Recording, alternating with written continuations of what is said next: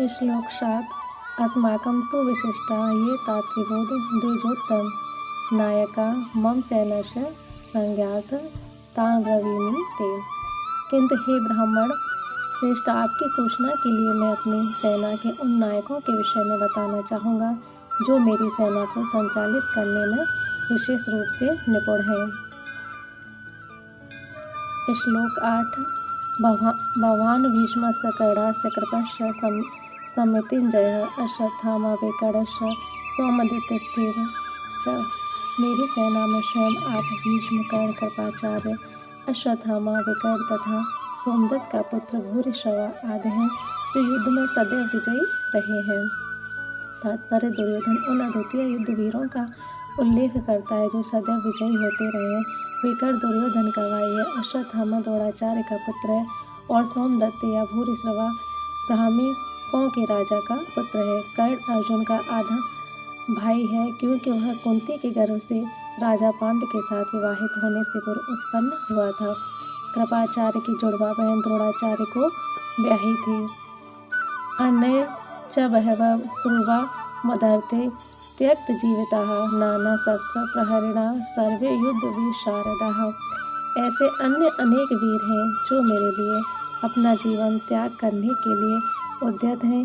वे विविध प्रकार के हथियारों से सुसज्जित हैं और युद्ध विद्या में निपुण हैं।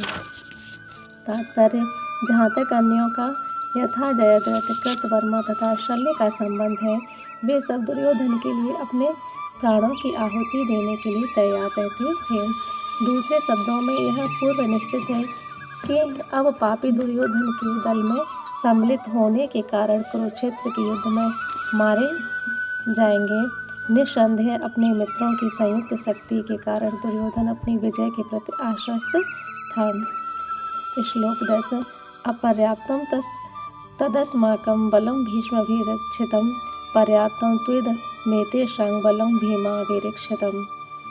हमारी शक्ति अपरिमेय है और हम सब पितामह द्वारा भली भांति संरक्षित हैं, जबकि पांडवों की शक्ति भीम द्वारा भली भांति संरक्षित होकर भी सीमित है। तात्पर्य यहाँ पर दुर्योधन ने तुलनात्मक शक्ति का अनुमान प्रस्तुत किया है।